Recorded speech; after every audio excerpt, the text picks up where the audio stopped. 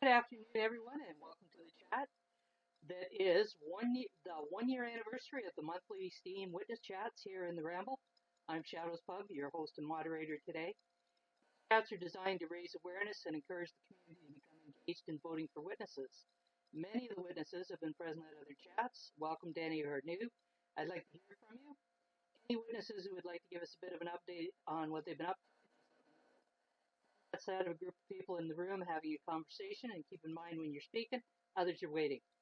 And we're also pleased to welcome today from Steam It Inc. Elizabeth Hall, the Managing Director, Michael Vandenberg, Head of the Blockchain Team, Justin from Engineering, and David. I don't know what David's role is, but Eli will tell us. Welcome, Eli. Welcome, welcome. Thank you so much for having us. I think we missed the last month, but yeah, so Bird Inc., that's David Jeffries. He is head of our exchanges and advertising program. So I put this link in our Slack and invited everyone to join in and listen, and we'd like to definitely make regular appearances. So again, thank you for including us here. Well, as long as people keep showing up, we'll keep running these every month. And they do get recorded, and I'm aware of the fact that people do actually listen to the recording, which is great. So what's been happening at Steam It Inc.? Gosh, well, a lot has been happening. As I'm sure everyone saw our post yesterday about a fix that was released. That's why I did want Michael and Justin to join here so that we can, get into any of the technical details. But from what we can tell so far, if not all, but the vast majority of the top 20 witnesses have upgraded. While we were working on this fix, and again, I want to thank Net2SO for bringing that up to our attention about how great our community is. We couldn't be more appreciative of the support, and working with them was an absolute joy.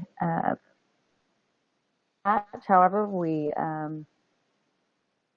continue to work on Mira, which is the RocksDB, and to that, if people have questions.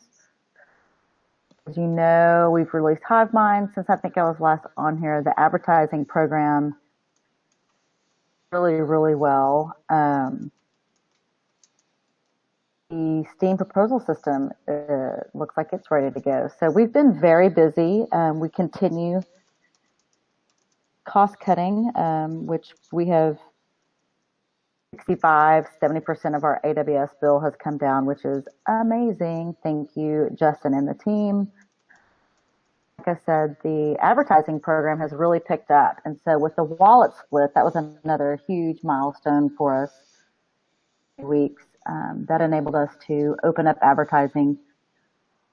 There may be some questions about the wallet split. We can answer those as well. We're making a lot of progress in really hitting everything that we put on our roadmap. So I'm quite pleased with how hard and diligent the team has been working. I saw some people grumbling about the wallet split, and I wasn't sure whether there were actual issues or whether it was more people just didn't, know that it was going on in spite of your efforts to get the information out there. There were a few issues. And one of the things we realized is that not everyone reads the Steam It blog. I just can't believe it. I thought everyone in the universe read every blog post that we put out there. Just kidding. Definitely addressing a communication concern, because we do want people to know as much in advance as possible when big changes like that are happening. We had posted many times, but again, not everyone Steam It blog. So we're working on better notifications that will help. But then there were just a few small things that we did have to fix very quickly. The Roadscape make that happen ASAP. So, it's a little clunky. We're still working on some things. I know the isn't quite there yet, but we will continue to make improvements to that. Primarily just a security thing that we needed to separate that out from the social function. It's really kind of surprising how many people don't notice what's going on the platform until things actually happen that impact them. Uh, we're hearing the same thing about the Steam Alliance vote. People are going like, we didn't know about this, even though you guys have been pinning it on the front page and we've put post after post out. Yeah, and we try to use other avenues to get the word out. But unless what we found is really the only way to make it noticeable to everyone is to put a banner across the top of steamit.com. I mean, that's intrusive, but on certain, especially important changes like the wallet split, that's probably going to be our best bet. The only downside to that is with the advertising at the top, and then you add a banner. That's going to take up a lot of screen room unless you kind of can put the banner over top of the ads. Exactly. That was definitely my point when, we don't want to be obnoxious or, the aesthetics, all that good stuff, but it becomes, too clunky up there. So, on just fine tuning things, and maybe we go back to, I don't know if you recall, for a while we were doing pinned posts where we would put a pin at the top of every page and we like a featured post so that we could have any important updates. So What's Up has commented that she's annoyed with the wallet split, but there are many other good things happening. And then she said the banner was really clean and small. It worked. So you're doing something right. Yeah, no, I appreciate the positive feedback, and we definitely want any other, even if it's negative feedback. If there's some UI issues, You're subtle, everywhere Jack. I see that. So subtle, Jack. Nylan's commented, and he's very right, as a lot of people are never going to actually get involved until it kind of hits them across the face, and then they'll complain. He didn't actually say that. I did. I will say though that since I've been here almost a year, the complaining is just almost point. So it's all been constructive. There were a few comments yesterday, but no big deal. But it's nothing like it used to be. The more communication that we've done, joining these shows has really helped out. And Justin and the team being more out there, being in Steam Dev Slack, commenting, replying to comments on posts, things like that has really helped a lot. It has, actually, and I know yesterday when I was reviewing stuff as to, what kind of topics we would touch on today, I was kind of pleased that, there wasn't a lot of negativity to address. It's just things moving forward and events happening. Exactly. So I think that might be a good segue if questions regarding the vulnerability patch that was released yesterday. I think that would be a good topic. Michael might also have other things he wants to address. Okay, so that's a segue to Michael, right? Yes. Okay, Michael, welcome. Hi. How you doing? Not bad. And yourself? I'm doing well. So, tell us about the vulnerability that you guys had to deal with. Yeah, so we were by Netuoso, who was playing around and thought he had a vulnerability in the blockchain protocol. It was a great experience. We worked with him to set up a private testnet in which he exploited the vulnerability, which was able to give us all the information we needed in order to figure out the underlying cause to write a fix for it. So it was a great experience to work with him. We're really happy to have more community involvement in all aspects of the development. And if anybody's been paying attention to the GitHub, the Steam DAO pull request made yesterday. So we're in process of reviewing that once again, getting that merged, and then hopefully the witnesses with the proposed hard fork date within the next couple of weeks. So the hard fork has to take place before the Steam DAO can come fully on? Yes, like any significant features in the blockchain protocol, we have to do it as a hard fork. So we don't expect there's going to be a whole lot of discussion on whether we should adapt it or not, because it was a community proposal in the first place. Work with where we're going to keep the GitHub repo as the official repository, so we're bringing that code into the repo and supporting getting that rolled out to everybody in exchanges. So I take it that there's a test net underway to kind of be checking the technical end of the changes? Well, so funny you mentioned that, along with some of the other frustrations with information getting out there. BlockTrades had been running a test net for about a month with this, and I don't know how many people were that the test net was up. So it's been tested publicly by them, of our internal testing, just to make sure if there's desire public test net, we'd be happy to launch one, but we probably wouldn't, as a community is okay with it, we probably wouldn't insist on the full 30 days for a hard fork, simply because it has been public and has been tested by a fair number of individuals. I'm assuming that when he was running the private one, that he was running it with some people that have got the technical knowledge to understand what they're looking at. It's anybody who's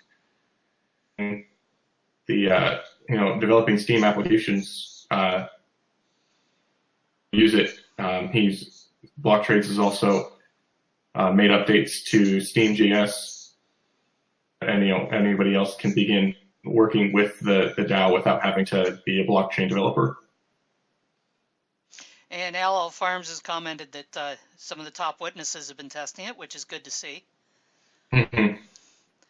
So I want to circle back to the vulnerability for a moment. And you may or may not be able to answer this question. Had that vulnerability not been discovered, what could have happened? So if the vulnerability had not been discovered, it would have gone for years, and nothing would have happened. Been a number of times where vulnerabilities that have existed in the Steam protocol since the very beginning have covered, and some of which have been exploited and some of which have not. So is if it had not gone discovered, or someone had discovered it and immediately exploited it, there would have been a denial of service blockchain. I would have worked 24 hours along with our engineers, and we would have pushed out a patch.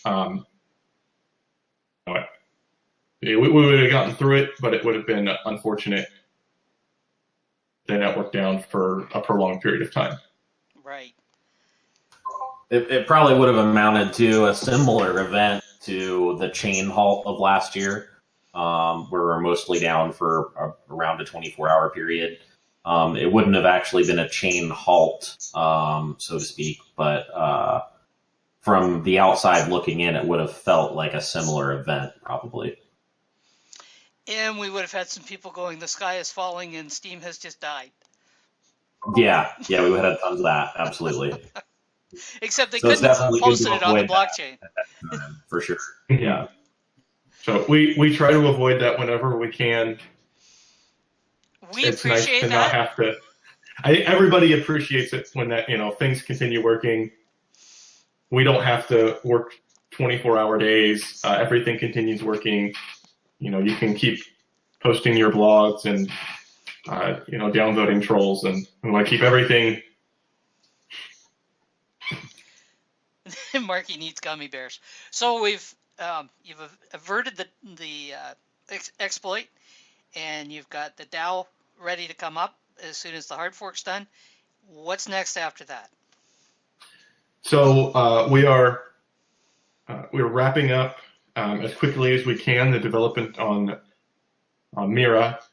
Primarily, what we're focused on right now is the tuning of RocksDB.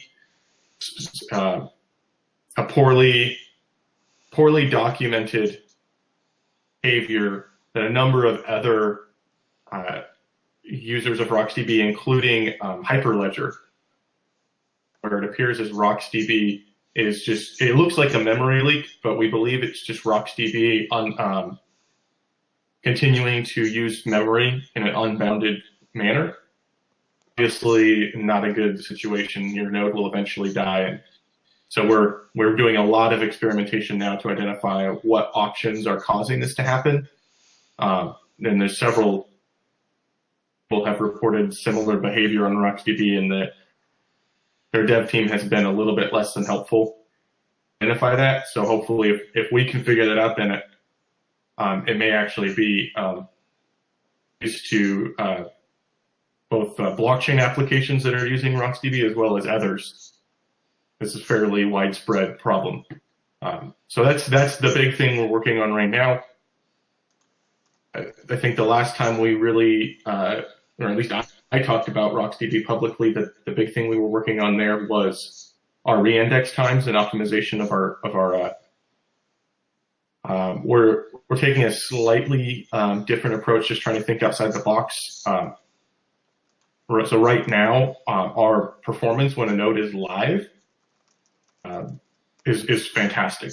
In fact, we're benchmarking between existing nodes and Mira nodes, and in some cases Mira is actually performing better for servicing API requests when the node is live. It's a different use case for the node that it's running slower on. And so we've actually an approach that will allow us to, during reindex database objects in memory via normal boost multi-index containers, and then part of it will be using RocksDB. And figuring out the right split there to maximize reindex performance is the trick. Some really, really good results there. And so those are pretty much our two working on for wrapping up Mira, and it's just sort of the spit shine on it right now. It's been correctly for a couple of months now, so we feel really good that those bugs have all been ironed out. We haven't ran into any consistency issues, and effective things are really good. We're just wanting to make sure it's can possibly be before we release it. So say worst case scenario, you can't work out what the quirks are in RocksDB. Is there a plan B, or is there a need for plan B? So the plan B is, so our design goal right now is we want Mira to be running on, to be able to run on nodes with 8 gigabytes of RAM or less, like really economic nodes. The behavior we're observing is a very slow. So that was our original design goal. Right now, we're trying to hit for 16 gigabytes of RAM, which would, be able to run on your typical desktop. If that doesn't work, then we will simply recommend people continue to run on servers with 32 or 64 gigabytes of RAM, and recommend you put your node on a cron job to restart it, every 24 or 48 hours. So the memory increase is slow enough that if you were running on a 16 gigabyte server, we're able to run this thing for 12 hours before it runs out of RAM. So you very easily throw that on a 32 or a 64 gig server, set up a cron job that restarts the node every 24 hours. You would be fine. You'd be able to continue running. So we're trying to solve it with the correct patient of SteamD, but there is a solution via So Marky's sysadmin. asking, are you talking full nodes or witness nodes? So we believe that it's happening on both full nodes and witness nodes, but the increase in memory consumption is significantly faster than witness nodes. Primarily, API requests cause this to happen at an increased rate. So he's even on an 8 gigabyte server, a witness node could probably go days, if not weeks, without having to restart. But we haven't tested that use case. Okay, so Marky's also made the reference here that he would think restarting nodes will introduce missed blocks. So I'm kind of guessing that if it could be days, that won't be an issue. Correct. Even if you had to restart once a day, a witness missing one block a day, even if all the witnesses miss one block a day, is not going to impact the stability of the blockchain at all.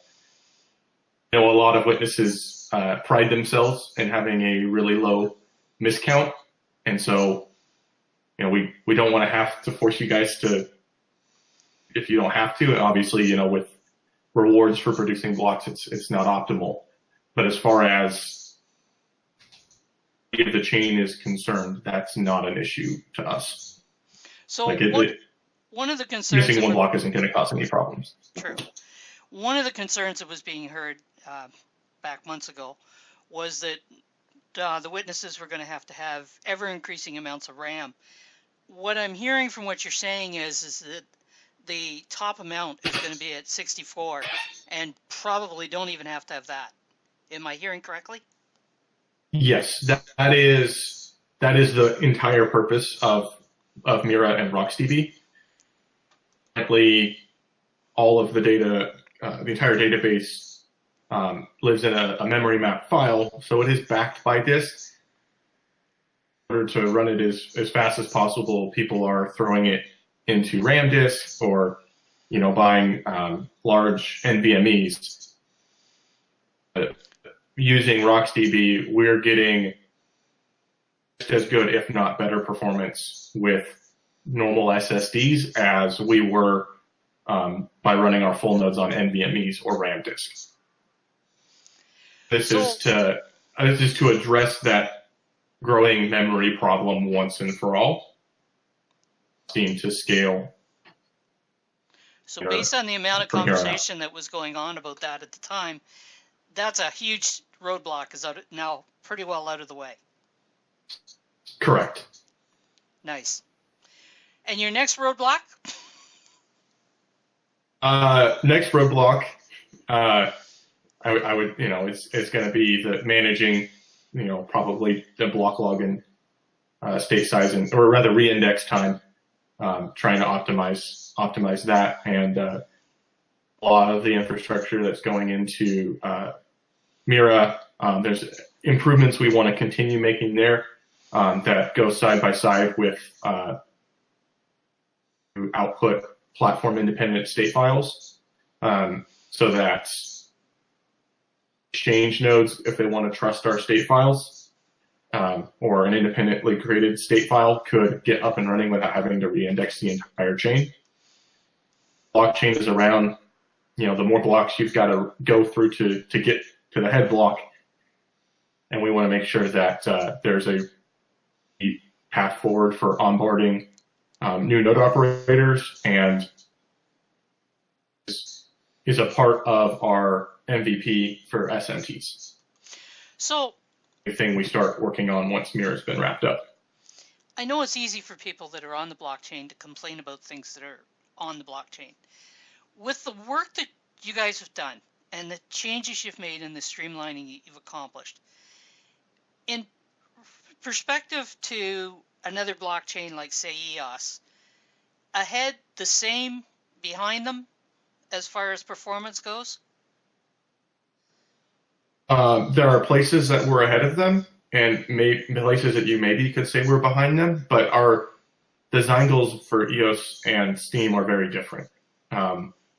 EOS is trying to does everything via smart contracts, and there's a whole lot of problems that you run into when you're trying to do smart contracts and consensus. We're seeing with Steam that for most use cases, the custom JSON operation and having logic of that be done off-chain is sufficient, if not even desirable in many cases. We want to make sure that we have supporting the app ecosystem that is forming around us, rather than, we have such a great asset in the developer community. And so our goals are continuing to build Steam in such a way that the developer community we have really try to be something that we're not. Being able to launch nodes cheaply and get them up and running, for someone to be able to play around with dApp development is hugely important to us, whereas we're paying for gas on Ethereum. Like there's a much bigger barrier to entry platforms. Okay, so Marky Mark is raised, and this is probably largely a question on the performance on the platform and the impact it's going to have. He's asked, what's your opinion on the spam being created by somebody like Full-Time Geek and its impact on the chain? He's currently producing 6,000 to 35,000 spam comments a day. A typical day, the entire community produces 33,000 comments on average. Is there... So first of all, his ability to do that directly from how much stake he has. However, noticing is that in order for new users with no stake to use Steemit adequately and have a good user experience, has required us to severely undertune the system. One of the things that it was already on the roadmap for SMTs that helps address this problem for delegation of resource credits, which would then allow or other users to delegate and oversubscribe resource credits without having to delegate their Steam power. Right. That's I think been the big that I had right now is the resource. How much you can do on the blockchain is directly tied to your stake, and there's a bunch of stake not being used, and therefore, world controlling 1% of the stake would allow you to use 1% of the resource credits. In fact, I don't know what the exact numbers are, but just to throw something out there, if only 5% of the stake is actually being used, then controlling percent of the stake now lets you control 1% of the resources. And so we need to figure out a way to get more of the stake being used. And one way we can potentially do that is through delegation of it's from whale accounts such as Steemit that would allow users to have a better experience, would increase the resource costs, then wouldn't open us up to vote harvesting because there's no Steam power backing those votes. But unless I'm missing something in what you're saying here, the fellow that we're talking about, he's got a lot of stake, and apparently he's only using about 1% of his resource credits, but he's managing to pretty much flood the platform with his comment spam. Is there a way of bringing something like that under control?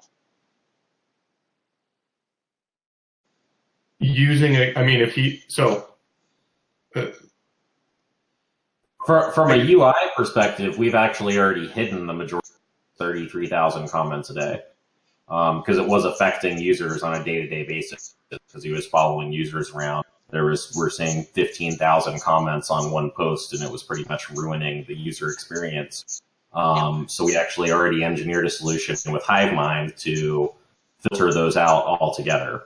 So that fixes it from a UI perspective. As far as from a blockchain perspective, I think Marky Mark's question is about load on the chain. Yes.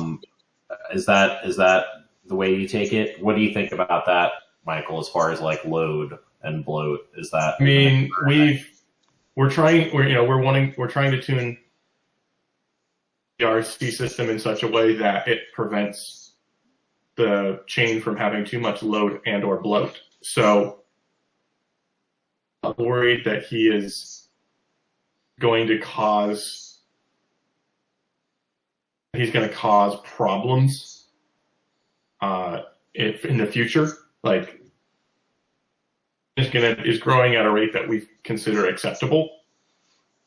Yeah, he's kind of one example. Others could do this, and I guess that's part of the question is if one can do it, others can do it. And where's the point it gets to be a problem? Not necessarily. The RC system is designed such that the blockchain increases as more people want to use it. It's a supply and demand curve. What's up, asked If there's more demand for blockchain resources, then the cost to use the blockchain will increase. So what's up has asked, would a latter approach make sense, as in the first 100 comments are cheap and the price of RCs get more expensive? So that's something we could look at. The RC system right now is done entirely with exception of we have to pull in what the current resource levels are. When you look at a comment, the first comment is going to be the same as the 100. Like that is something we certainly can consider because you sure don't want continues anything to be an issue. You sure don't want anything that's going to impact small users. They have enough of a struggle now. Exactly, and that's where when Hard Fork 20 released, we had a whole lot of releases tuning the RC system to get it to a good spot.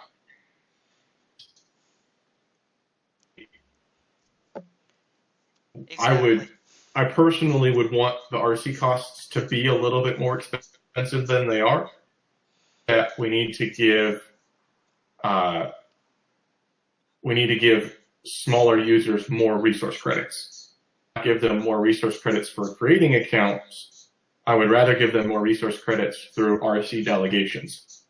And that way, creating a situation in which there are, bot armies with a ton of RCs, but by delegating RCs to accounts that are using the blockchain appropriately, they've been verified, they're legitimate users, we can create the best user experience for them while simultaneously, hopefully, preventing future exploitation through account farming and bots. Yeah, because I know myself, I'm not that big of an account, but I've got a lot of RC there that I'm not actually using that a smaller person could. So Jabera has asked, is there a plan for an advanced blacklisting feature for node operators? I'm interested what you mean by that. If you're specifically wanting like an option that allows someone to in the RC plugin reject transactions from. He says, yeah. I mean, I guess we haven't made any plans like that. Frankly, something is very difficult to pull off. Not all nodes run RCs. And, all you need is sort of one witness decides they're not going to blacklist, and the whole blacklist isn't going to work. Yeah, and I believe EOS did something recently, and it really didn't work all out that well for them, as far as I understand. That turned out to be a really bad idea. Um, so no, I don't think we should have any kind of like list like that to deny transactions based on individual witnesses. And there are some blacklists that are out now, but they don't apply at the node level, I understand. I believe any blacklisting that's going on is being done at the UI level. Right. Like, for example, our what we're using with HiveMind to mitigate some of that spam, like those thousands of spam comments that we we're just talking about. There's a list, and people can submit to that list. It is open to the public, and there are some guidelines for that. But that really just filters it out from a UI level, so it can still exist on the blockchain, but at least it keeps the front end a little bit more neat and tidy, especially for your average run-of-the-mill users. Yeah, his actions really were a lesson in just how bad it could get. What's Up says, I think they're on the right track with RCs, just needs to be refined. And Marky Mark has commented that the global blacklist API is independent of nodes. Marky says it can get way worse, just imagine more than one. And we'll add them all on there. Yeah, What's Up? I'm in real terms, it takes a lot of stake to do what this one particular bad actor that we're talking about has done. So a lot of people, other people would actually have to have that much stake in order to do that much. And we can add them to a list if it happens. We'll have to tackle these problems as they come along. I'm sure we'll have more bad actors as time goes on. But it's definitely a group effort. People have to submit those things to us, and we'll take them one by one. It's pretty much a learning process for everybody. So, and that's the key with any. We're really looking at this from a security perspective. That's the trick with any security is you plug one hole and then someone finds another. True. A bit of a game of cat and mouse, and so because of that, we're always learning. Cat and mouse, also known as whack-a-mole. Exactly. So we've talked about the blockchain and several items on that. The Steam at front end, are there still plans in place for that, or are some of them starting to get underway? Yeah, absolutely. I mean, Steamit.com is no longer in maintenance mode, of course. I think most of our regular users have already noticed that, though. Yeah, we have a lot of plans to do a lot of things. We're starting to go back through the backlog of already submitted pull requests from the community. And of course, we'll have to clean those up a bit because a lot of things have changed in condenser recently in order to get some of those merged in. So that's going to be a good start. And we've already started the planning process for what we'd like to do with it moving forward. Any little nuggets you want to drop?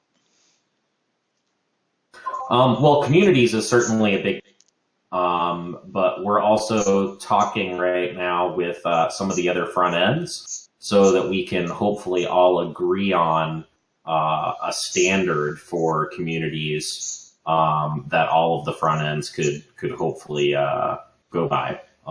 That way we don't have multiple implementations going on out there. It's certainly not a race either, so I wouldn't be surprised if we see another interface such as SteamPeak come up with communities first. I know they already have some good work going on with that. So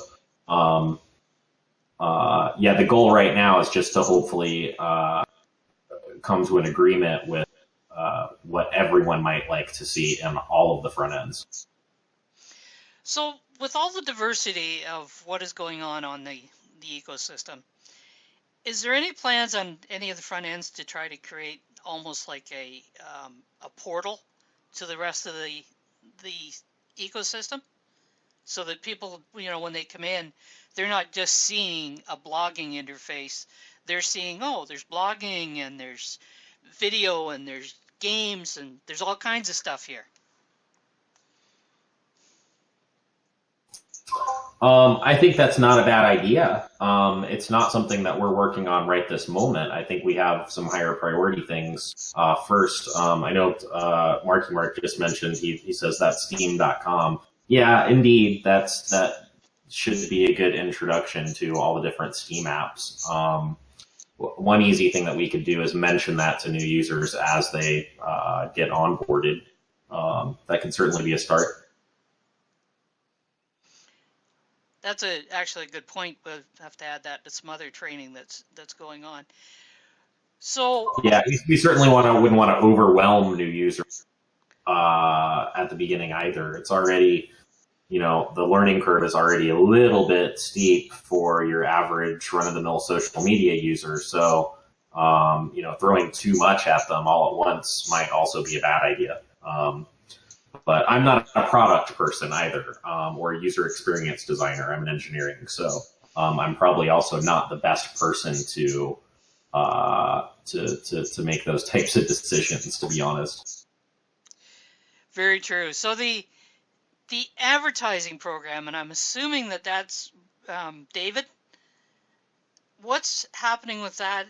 If I understand it's going well. Are there plans on how you're going to utilize that, or you're just kind of basically got the advertising sitting there and it hopefully generating some revenue? And where did Bird Inc. go? Did I mention him and he dropped off? Looks like he's still there. David? Okay, he's back. He disappeared for a moment. Hey, sorry about that. I clicked the wrong button. Oh, that'll do it. Can you hear me now? It's mute off, not exit. So what's happening with the advertising program? I caught you halfway through there. You're just looking for like update? Yeah. Yeah, it's going great. We've lined up, a handful of advertising partners already that have come on and done a test campaign. And we're really kind of just plowing ahead, following up on leads, trying to onboard more users. I'm particularly excited about, this kind of business development because it'll lead to more industry or business accounts coming onto Steemit account and sticking around for the community. So how does that lead to more business accounts coming on? Like crypto.com is a new one that you might see today. That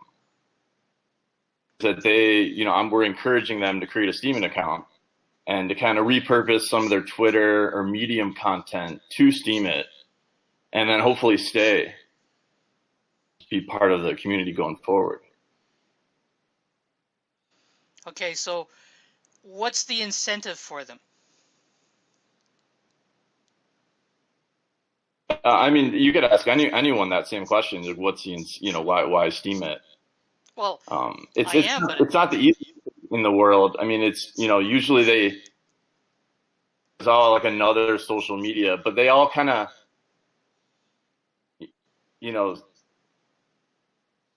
they should be on Steemit, but it's just one other thing to do that they kind of don't have time for. Very true. When we bring advertising partners in, they'll kind of like be the nudge to tip it into, hopefully they start doing content and stay.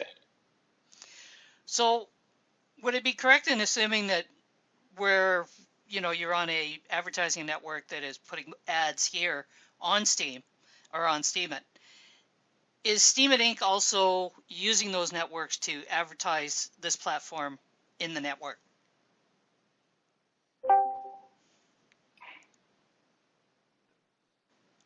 On doing our custom deals. I didn't catch all of that. The deals that we're doing are custom deals. So, it necessarily wouldn't be an opportunity for us to advertise. With crypto.com, for example, chain payments processor type of deal. Mm-hmm. We are, I think this might be what you're asking. We are integrating with the Coinzilla ad network. Was that what you were asking? What I'm asking is we've got advertising coming in. Is Steam sending advertising out to promote the blockchain?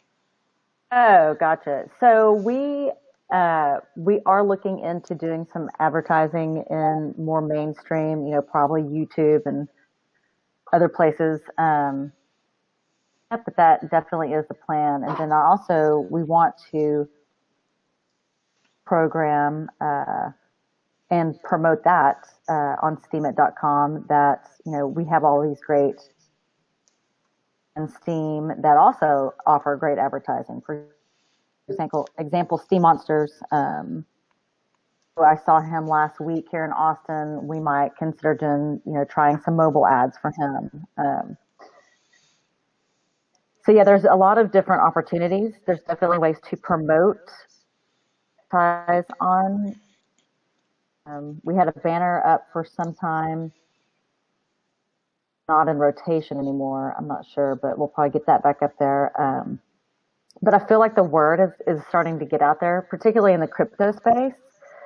Because in the beginning, reaching into his network, through exchanges and just all of his other business contacts, and now they're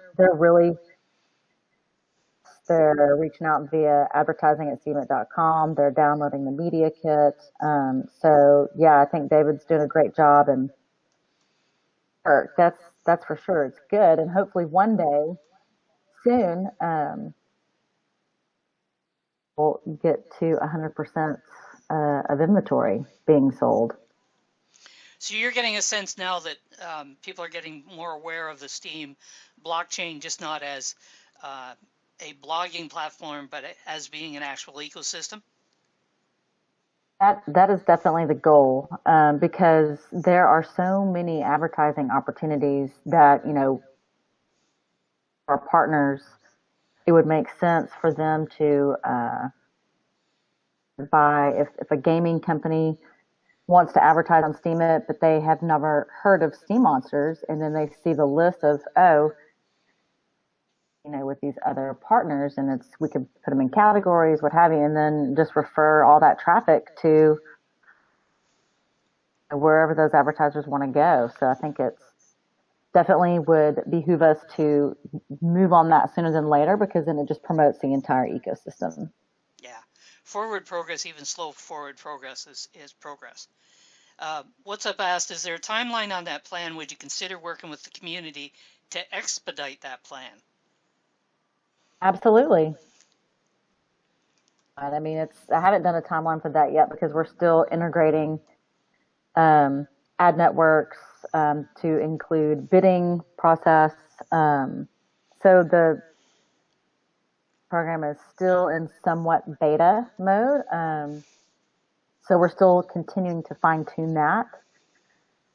With the wallet split a few weeks ago, we're trying to track the data to see how that affected impressions. We will probably have to update our media kit. So moving parts, but I would certainly welcome community help, advice, support, collaboration, all of that good stuff.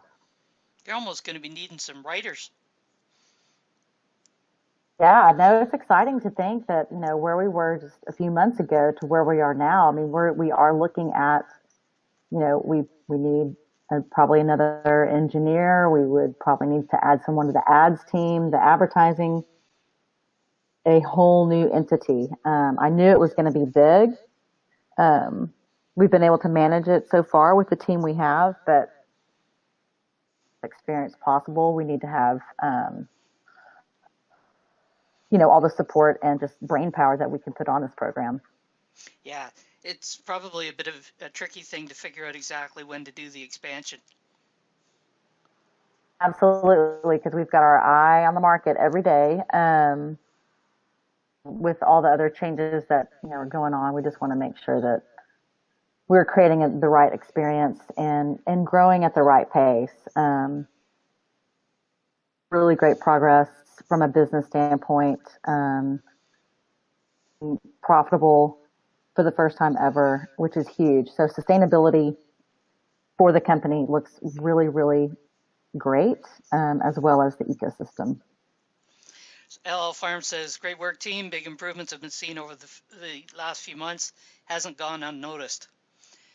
So one of the questions that keeps popping up about the advertising program is if down the road at some point, if Steam It Inc. is going to do some sort of sharing with the people that are doing the blogs or wherever they're displaying. Oh, are you talking about advertising, like native advertising? Yeah. Yes, that is on our roadmap. Did you ask if or when?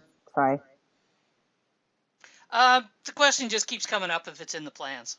Yes, it is. Again, communities, we need to make that happen first. SMTs will also integral in that, but if a community leader has the ability to sell Steam in their community, and it can do all sorts of things to support that community, sharing is part of the plan, because that just helps everybody. So Marky says, did you say you are profitable now? So can we stop dumping 800K Steam per month? Well, Marky, part of the reason why we are profitable is because the price of Steam, I mean, just a little bump from cents to 40 cents has put us in a better situation, because we are still, the ad program is not anywhere near able to support us at this point. So the programmatic selling of Steam will continue to happen.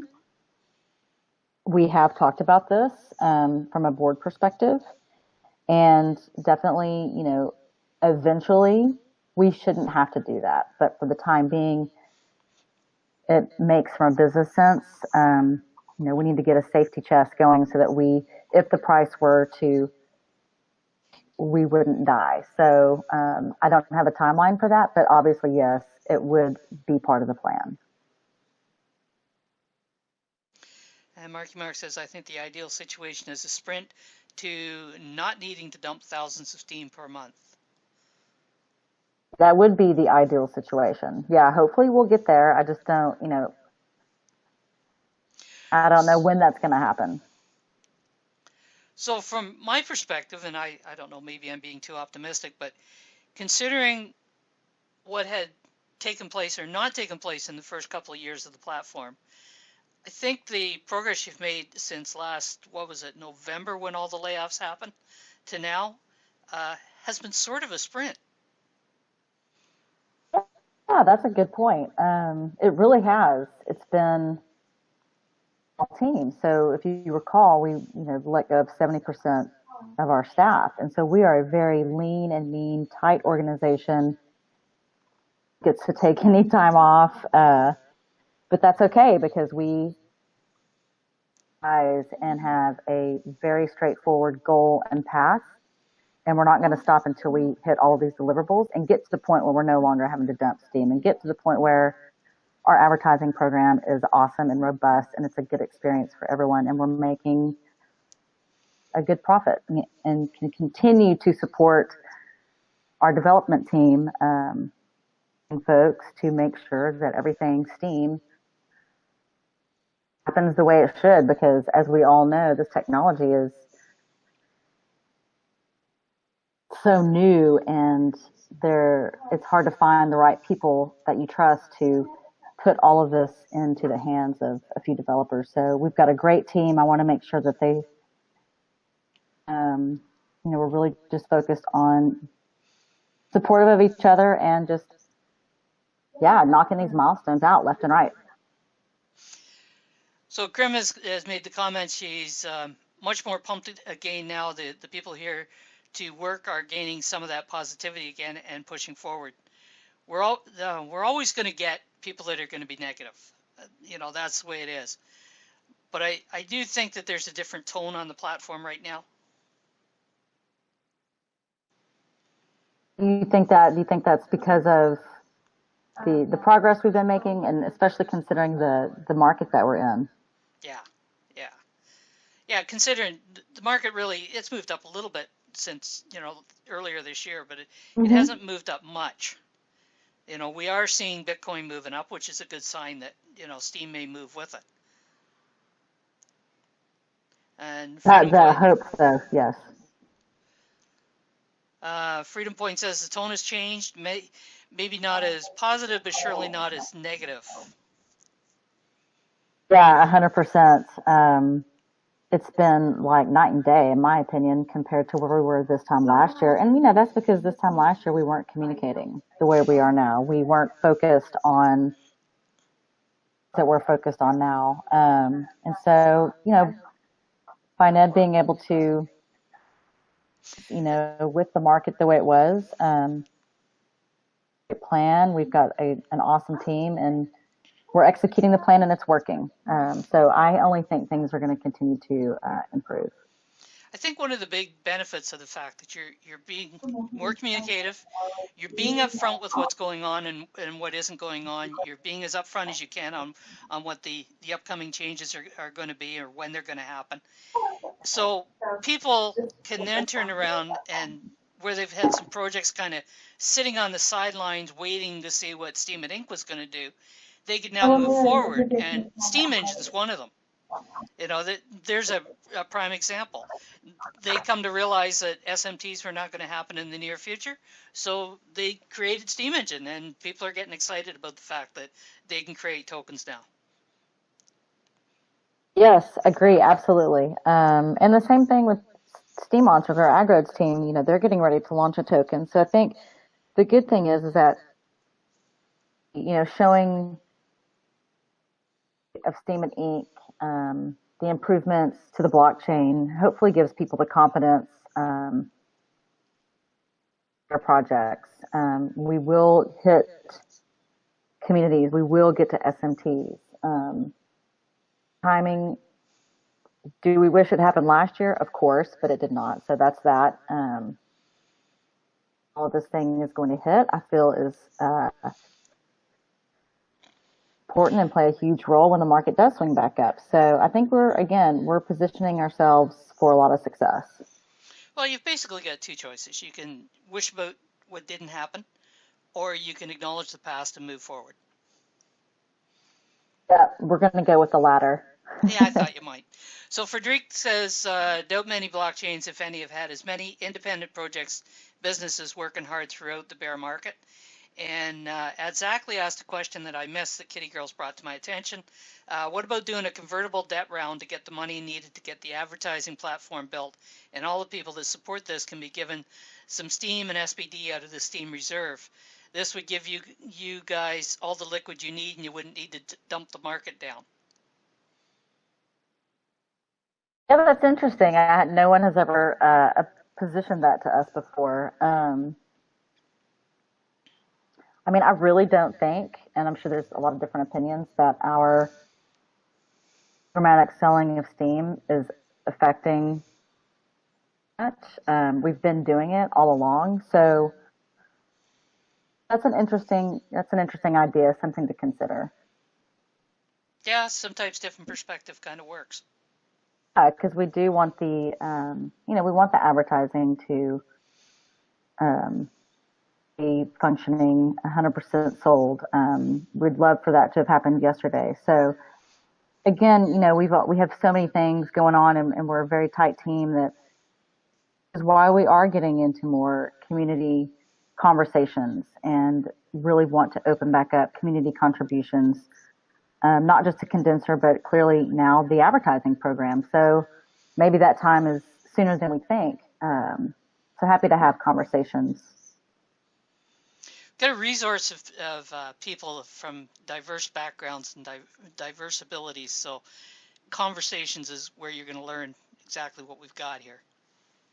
Absolutely. Yeah, we were at the Global Block Builders Conference here in Austin last week. And just the great conversations with LL Farms and Frederic. We had just amazing conversations, and it's that one-on-one also that, a lot can happen in those meetups. So a lot of things that we can do with the community to help move things forward, like the Steam Business Alliance, like the foundation, like our own advertising program, getting referral advertising going. Need more time in the day.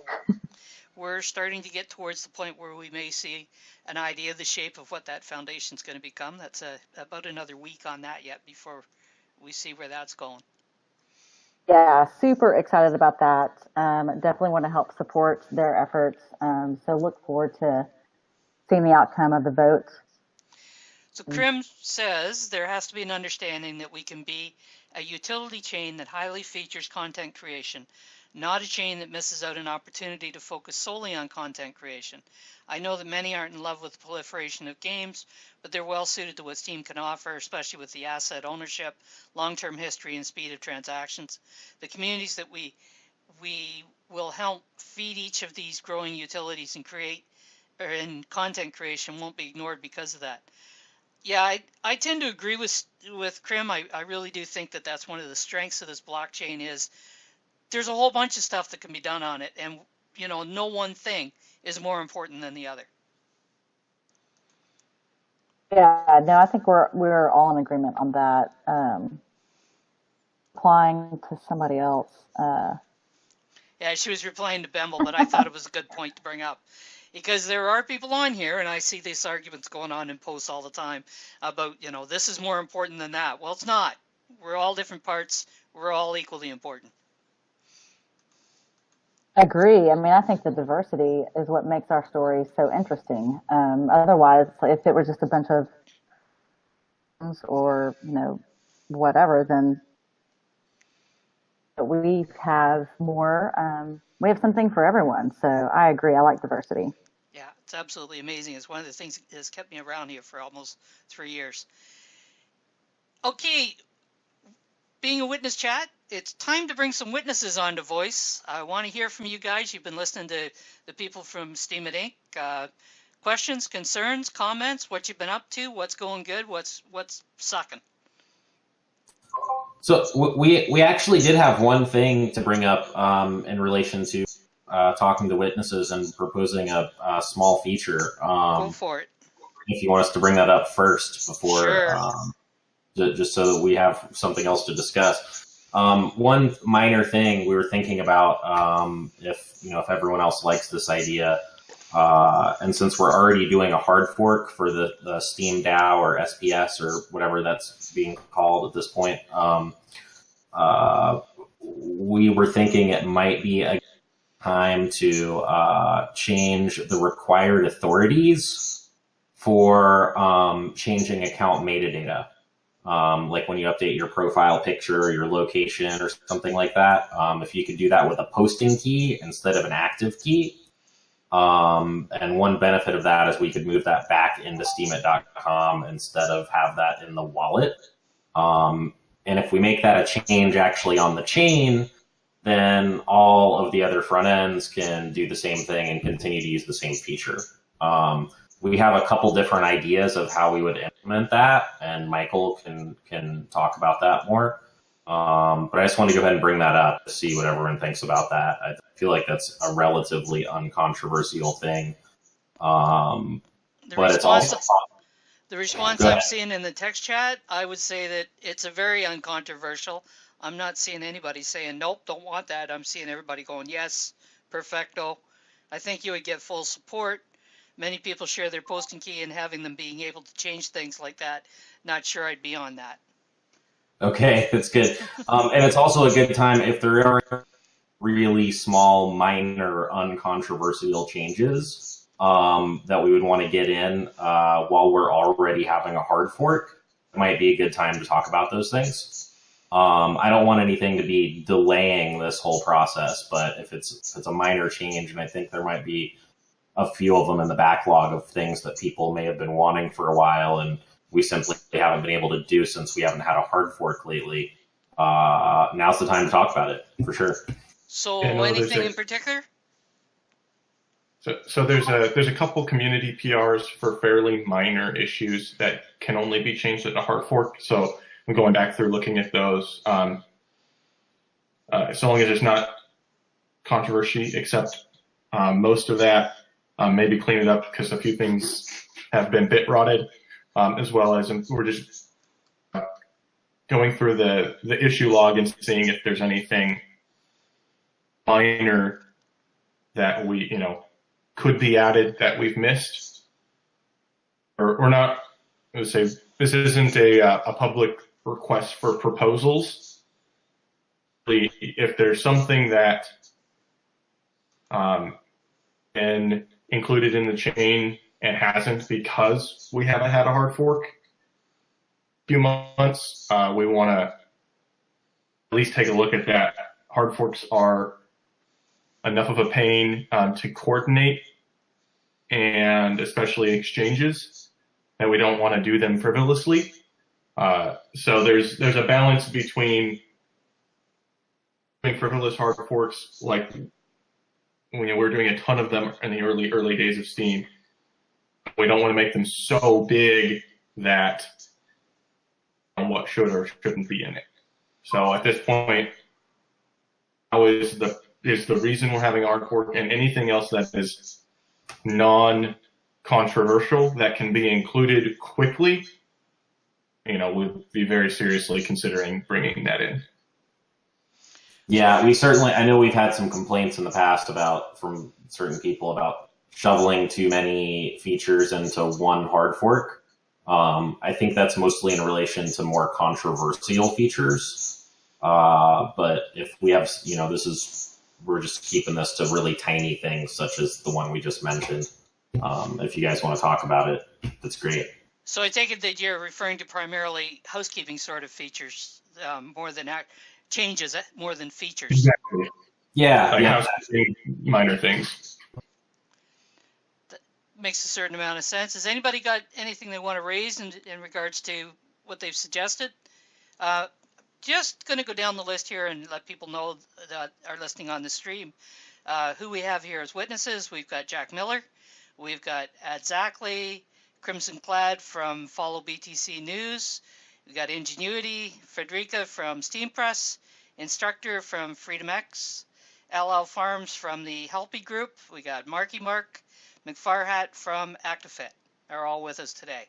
So any of the witnesses are welcome to come on voice and make their opinions or thoughts known.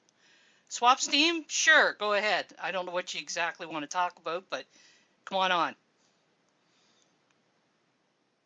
I know you're not a witness, but that's okay. Come on. As long as you're being relevant, you can speak. But you do have to unmute yourself.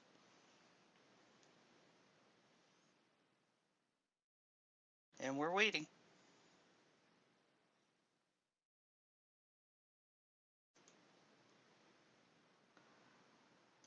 Engine can't get on. Oh, he can't come on mic yet.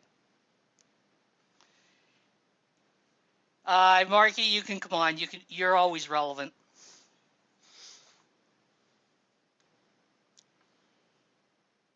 Yeah, we're not going to wait. Once he gets unmuted, we'll move back to him. Has anybody got anything they wish to bring up? They want to talk about? They want to tell us what they're doing? Geez, we just went quiet, and I'm carrying the conversation. Here, I'll help you. Oh, exactly. Here. Go for it, man. First of all, how's everybody doing today? I'm doing fantastic. I've just been trying. I went through a cold though, so I had a really hard time there the last couple of days. But hot and cold, and flashes, and having lots of fun. All right. Anyway, but I just got back from that, and now I'm trying to get back in action again. And although the markets are down, that's because I'm a trader. Okay, I'm not a Steamian. I love Steam. Don't get me wrong. Okay, but it's not the only place where I am. Like I was in EOS, I was in Ethereum, we've been everywhere, right? And I really just want to bring those types of communities and those types of people to Steam to talk about their projects on Steam.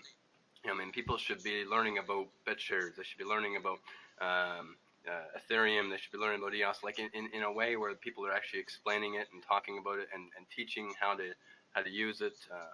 Do you understand what I'm saying? Like that's one thing that I think all of us should be working more closely, is bringing other communities. There's really big groups of people that would love Steam if they actually saw that they could talk about, bring their whole community here and talk about what they're doing, what they're planning on. when their next update's going to come out, right? You get the idea. And Steam could be that really good springboard to it was perfect for us to get exactly off the ground. Albeit with the markets down and everything, and everybody not using, there's not, I don't know, what would you guys say? There's not as much activity in Steam right now, but would you say a lot of that's because of the markets down? I'd like you guys to say something on that, and then I can come back. Most people seem to be that think that it's because the markets are down and not as many people are active. Okay. Yeah. All right. Well, then what do we do to as we're waiting for the markets? Like, there's the best time right now is now, right, to be planning and putting things together and building things. So if there's anything that anybody needs help with, I'm just here to volunteer. That's all I'm here. I'm not asking for any money. I've got more time on my hands than I know what to do with, and I'm just here to help. So if anybody needs me to help, I'm here to help. Simple as that. I don't need any money. I'm not contracting. I will contract with people too, but I'm not talking about that right now. I just want to volunteer, and anywhere anyone needs help with anything, that's what we want to do.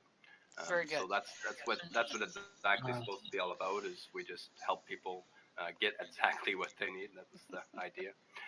Anyway, and we were running a witness campaign to let people know that exactly is all of ours. It's everyone's. It's all your Steamians, all you guys.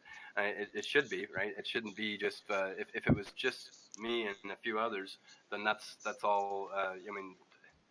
Then it should just be a company or whatever. But that's not what it is. It's a whole society, and Steam's part of that. At least we like to say Steam's part of that society, if that makes sense. Right. Because we have heavily vested interest into it, and we do plan on putting a lot more time, resources, things into Steam in the next few weeks, months to come. Good to hear, and good to see you here today. Marky Mark commented when I made the comment about the markets being down. He did comment that now is the time to build. He's absolutely right. Now is the time to build while the market is down, because when the price goes up, your Steam actually moves up slower. So Swap Steam, we've given him temporary guest on air because I did notice that he did announce that they're planning on setting up a witness. So Swap Steam, come on, introduce yourself, tell us who you are. Okay. Can you guys hear me? We can hear you. Yeah. Okay, so I'm Anil Patel from the Swaps team.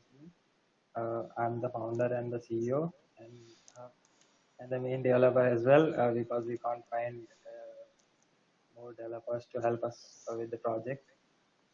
But yeah, so we are Swaps team. We are an open source peer-to-peer exchange on Steam that enables you swap your Steam or SBD coins and soon Steam Engine coins to different cryptocurrencies and fiat currencies. And we have a demo at place at swapsteam.com that you can try to test and you can trade up to 20 Steam for in different markets on swapsteam.com demo, and test the service and give us your feedback about the service. We are trying to collaborate with swap.online, which is a atomic swap project that enables atomic swaps between cross-chain cryptocurrencies. So we are working on adding Steam and SBD to that application that will enable instant near instant swaps of Steam or SBD to Bitcoin, Ethereum tokens, EOS, or virtually any cryptocurrency that that supports RPC or real-time validation of blocks. So this is going to be huge for Steam. Okay. Well, it's good to get to meet you, and hopefully next month you'll be back as a actual witness. Thank you, Swap Steam. Zipporah did ask if you have a link to your project, so if you have that, go ahead and drop it into the text. Marky Mark, I saw you throw your ad up there for your show. Come on and tell us what your show is and what you've been up to. Hey, can you hear me? I can hear you. How's it going? Not too bad.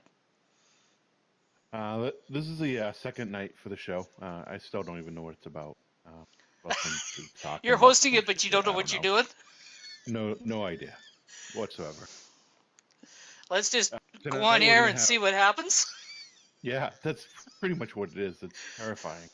I 'Cause I bet. can talk more than 3 old ladies, but if I don't have a purpose or have anything to talk about or like someone to bounce off of, it's like a train wreck. Well, let's do it this way. What did you cover in the first one? We covered a bunch of stuff. We talked about Drama Token. We talked about who do we have? I was so mad I forgot to do the recording because it was my first time, and I forgot I had to be responsible for recording it, so I didn't get to record it. We talked a lot about Steam Engine. We talked about Steam Monsters. I had the Apr on. We talked about the new currency thing they have and the new security exchange that they're doing, the security offering. So we talked a lot about that. Matt took up a good hour of the show, and then we talked to What's Up about Drama Token, and then had some fun and whatnot. Sounds good. I'm going to have to try to remember to drop in. We're gonna have Anthony what time? David. What tonight, time is it on? 9 p.m. Eastern or 1 a.m. UTC. We're Okay. gonna talk about Steam Flag Rewards tonight, and hopefully I'm gonna have They Call Me Dan tonight. He's gonna show up as many times as he can, but he couldn't commit to a regular time frame, so. Yes, The Kitty show Girl will be has. on MSP Waves, Yeah. and PAL Network on their Discord, or if you go to their website, you can stream it. Okay, so another one who has also got himself a show and is, I believe, 6 or 7 times now. McFarhat, do you want to come on and talk about your show, which has Can been? I Sure, add go a ahead. few things real quick? Yep. I wanted to talk about the show's called Marquee on Air. I have an image up above. One of the things I don't know if a lot of people know I have, and I think some people might appreciate, is my personalized dashboard. I don't know how many people are using them, but if you go to this page, just change the URL to your name, and you'll get a personalized dashboard like that. And there's some charts below that that are not showing, but yeah, screenshot them too. Marky likes playing with tech. And then there's a few other features on the site. If you go to Usteam, which when you go there, you'll have a link to. It has the top whales, which Steam whales went down back a year and a half ago, and I recreated it probably about 7-8 months ago. And it basically allows you to see the top whales. Unlike Steam whales that only did 200, I go up to 500. I also do things like how many proxy votes they have, who they're proxying their witness to, how many witnesses they're voting on, how many proxied Steam power they have. So it gives a lot more information than the old Steam whales. And then I also have another project that has the top authors, so you can see how many spots that CHB Artist and Transistor take, and then all the other ones here. But that goes into the top authors for the last 30 days and how much they got paid out.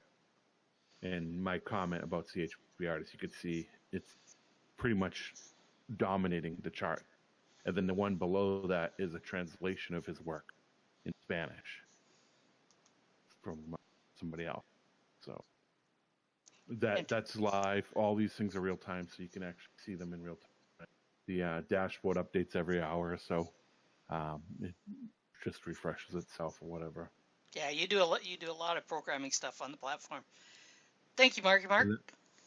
And then I also have the Global Blacklist appy. I'm not sure if everyone knows that, but more than half of the dApps on Steam, probably a lot more than half the dApps are using it. So something that's there. If you have a project or something you want to tie in, right now it has the ability to view 7 different blacklist Steam cleaners, Baminators, build a AccuFit.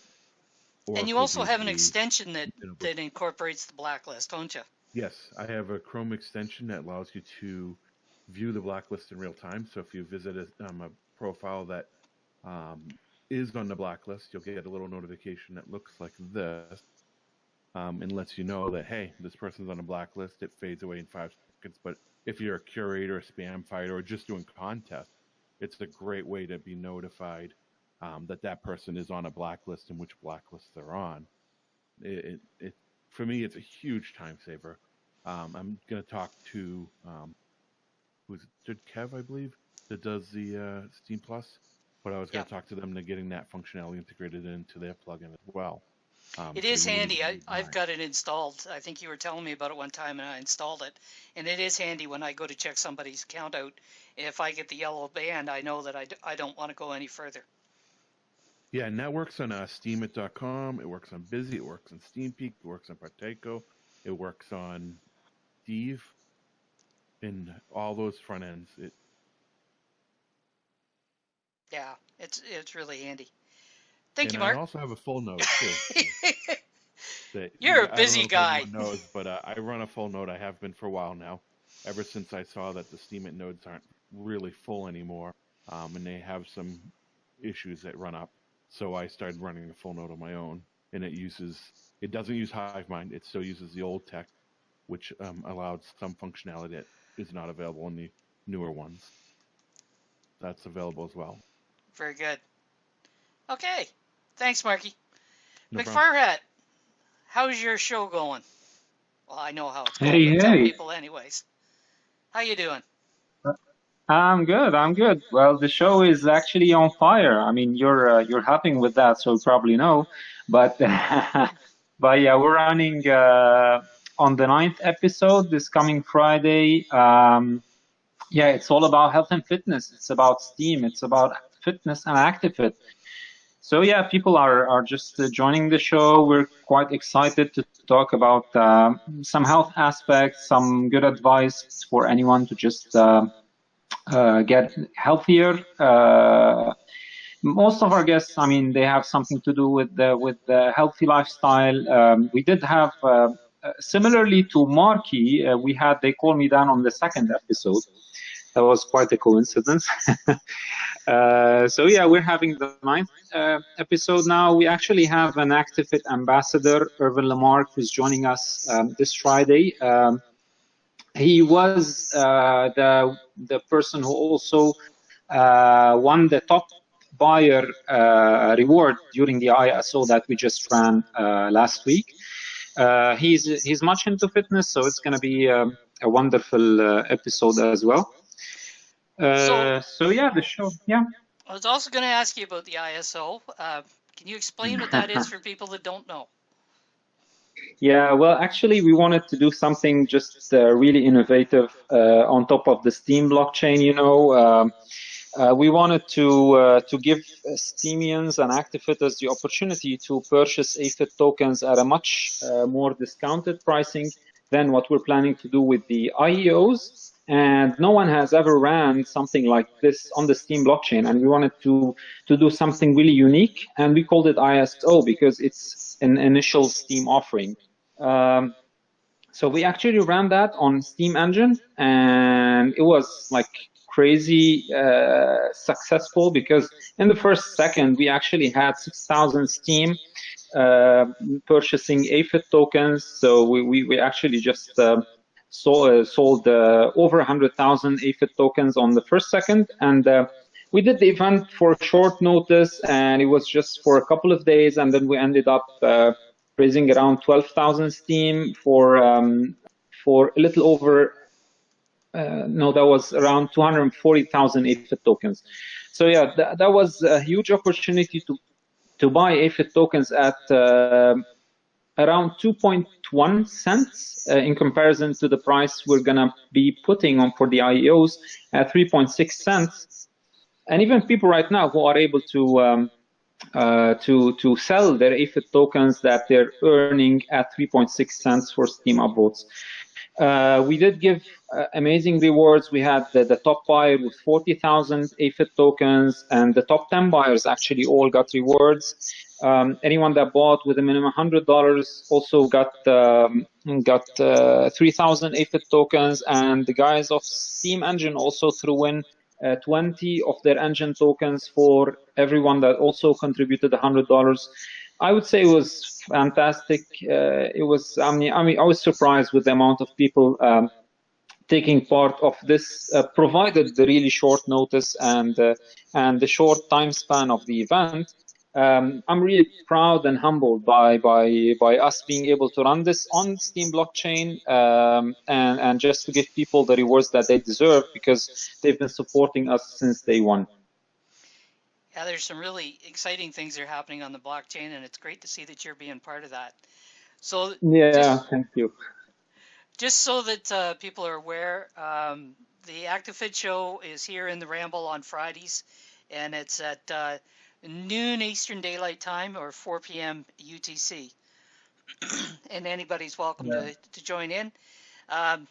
I just mentioned to the instructor that I was going to call on him next, and he's apparently in a meeting, so I won't do that to him. So, Frederica, how are things going with you and your witness and I can give some more updates before Frederica joins in, probably just to give some insights about what we're doing for ActiveFit.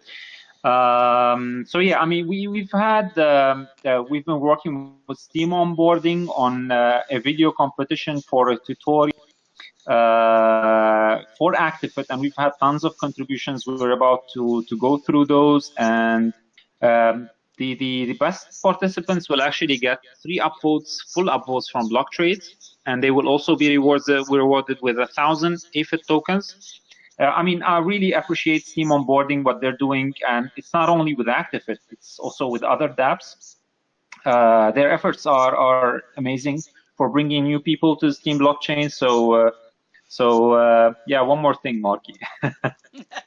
So yeah, it's just amazing what they're doing, and we really appreciate that. For ActiveFit, I mean, we're trying to really make it more attainable to people who are non-English speaking, and it's also in preparation for our IEO. So we're starting a translation effort for everything that is ActiveFit related, including the app, the website, the white paper. So we'll just. I was actually doing an extraction of all our English text and making that ready to launch it to people to translate, and there would be rewards for help with that. We're giving a small sponsorship for Steemit in Nigeria event that's happening in August. It's really small. We don't have tons of funds, but we want to help out with anything related to Steam. We're also sponsoring a DTube forum that's happening in May. Also a small contribution from ActiveFit. We did jump on State of the dApps. We're really proud. We are now at rank 10 across all dApps and at rank 5 across the Steam-based dApps. So that is an accomplishment that we're proud of. So yeah, I mean, we're just too excited. We're really happy, and I won't take any more of Frederica's time. Now, did I hear you say IEO? That is coming up? Yeah. I mean, we're planning on initial exchange offerings, and we did sign an agreement with one exchange to do that. We're really waiting to have proper marketing done, and the funds that we raise from the ISO are actually planned for this purpose. So we really want to make proper marketing, to have good propaganda, to bring in the proper investors, and to let people know about ActiveFit before we run the actual IEO. So yeah, those funds really help us with that aspect. Very nice. Thank you, McFarad. And Frederica. Thank you. I see you've got 4 minutes. Yeah, sorry. I should have just jumped in earlier because I kind of knew I would have to go soon.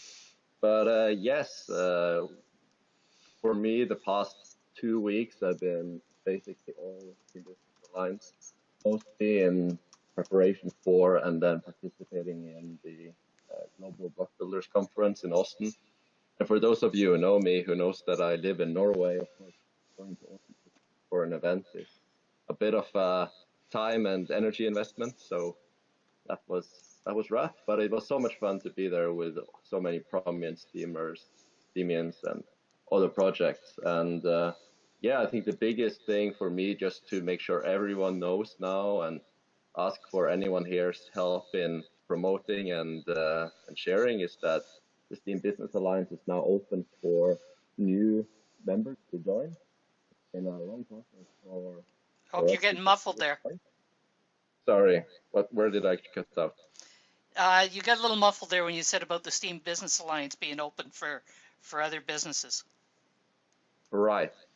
Well, that's the big news. So I really hope that everyone who has a Steam-based business or who are in contact with somebody who has one that may not always be up to date with what gets shared in the most common and popular chat rooms, that they are aware of that.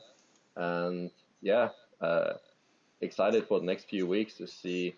I mean, we already have a handful of people having applied, so it's going to be interesting to see if we can stay as productive with more chefs in the kitchen. All right, sounds good. So I just take a note that there's about 3 witnesses in here right now that either won't come on chat on voice or can't. If you guys want to type something out, I'll read it out for you before the end of the show, assuming you get it in there before the end. And at this point, I'll call on Jack. Do you have anything you want to say, or are you still with guests? And I see quiet. He's maybe still with guests. He had guests at the beginning. Oh, and one more thing. I just posted the presentation from the event, so for anyone that wants to catch up on what I said, it's up there if you want to see what we presented and yeah, just get more information about what we're doing. All right. So we're going to have the next witness chat will be on the 15th of May. That's also a Wednesday. And yeah, they all said that one more thing. That's also a Wednesday, and it will start at 1 p.m. And we're getting down to winding up for today. But there's one thing that I want to do today, and it's a little bit out of the ordinary, and neither one of these guys know that I'm about to do it to them. But a year ago, when we did the first witness chat, there was a community that was created out of that witness chat. So it's celebrating its 1-year anniversary, and Dreamsteam is the person who actually come up with that brainstorm. So Dream, why don't you come on and tell us about your baby? Oh, Dream. Did I catch her away from the keyboard? Maybe. I think I just got a message saying she's singing happy birthday to her father-in-law. Okay, you go ahead in her stead there, Bluefin, because you were next. So a year ago, was that the first witness chat? It was the first one. So she had been kicking around these ideas that it was a fantastic platform, but that if you were brand new, sometimes you could get lost. And she felt like, not that she wanted to create a welcome wagon or a welcome committee, but she ended up calling this little community called Welcome Wagon that would take newbies that come on board the platform and teach them sort of some inside tips, how to navigate the platform, how to get the best use out of the platform, sort of the best uses of your posts and your commenting, and how to meet people, and where are some good communities in Discord, for instance, to help find a way and find your way into other communities on the Steam platform. So out of that first witness chat a year ago was born this community that Dreamsteam created called Welcome Wagon. And what is Welcome Wagon doing a year later? Apparently its founder is singing happy birthday today to random people. Welcome Wagon has had dozens of newbies that we've come through and trained. In fact, a couple of the trainees are here. Some of them have moved on and tried to help others. Welcome Wagon continues to this day to have new people. She dropped out. Our newest trainee was in here earlier listening. Hey, Sarge, thank you. But we have trainees that come through the ranks, and we hope that we can connect them with other communities on here. We point them out to different front ends. We give them our tips and techniques and our best guesses as to how to be successful on the blockchain. We give them a mini course in blockchain and then a little mini course in what your wallet looks like and resource credits, and we teach them a little bit about a few of the other front ends, not just Steemit, but also Steam Peak, and we mention Steam Auto, and we show them Steam World, and I mean, basically, we try and hit as many of the different options and front ends and whatnot that are out there. I mean, it's not just Steemit; it's the Steam blockchain. And I think the last time you checked, there's about a 65% retention rate, people that have come through the program. Yeah, it's somewhere in there.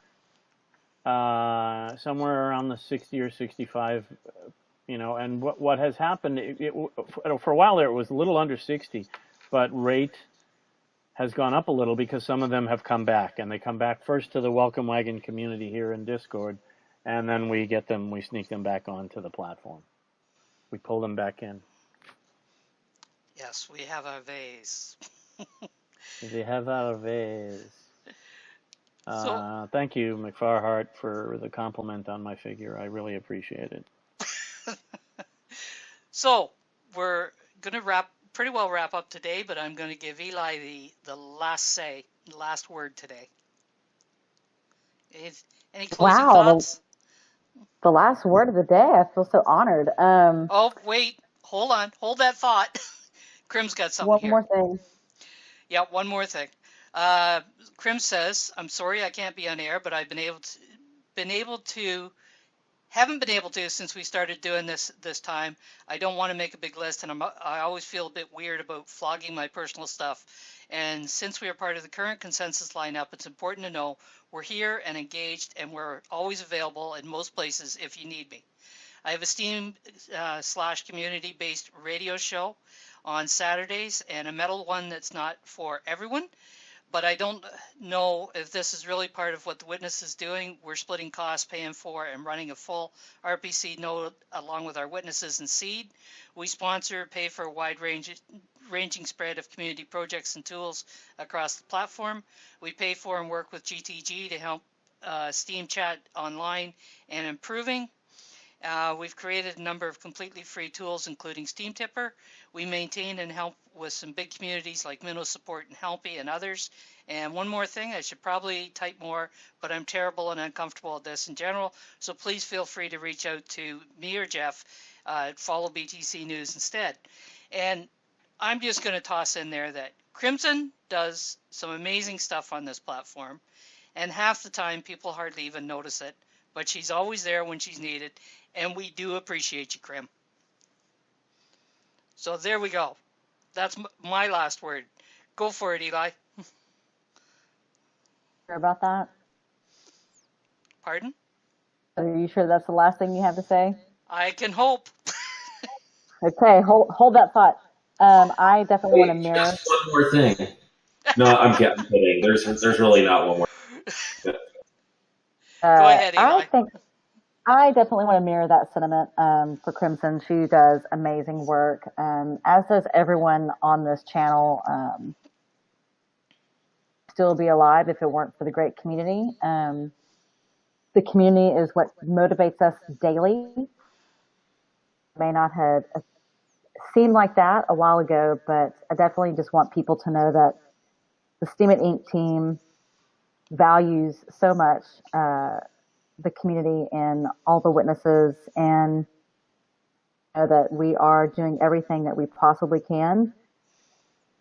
This the best place ever.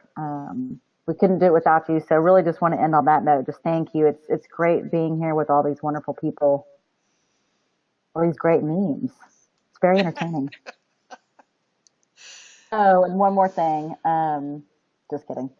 No, I think this was a wonderful experience. Definitely let us know when the next one is. I don't know. Are they on a regular schedule, or how does that happen?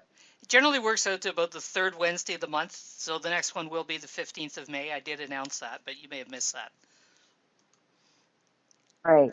You can count on us to be there.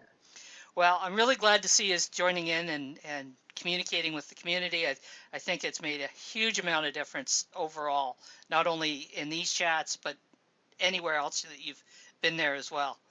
So with that, I will wrap up this one today. You've been listening to Shadows Pub Host, the monthly witness chat from the Ramble. And till next time, it's all about community. And thanks for coming.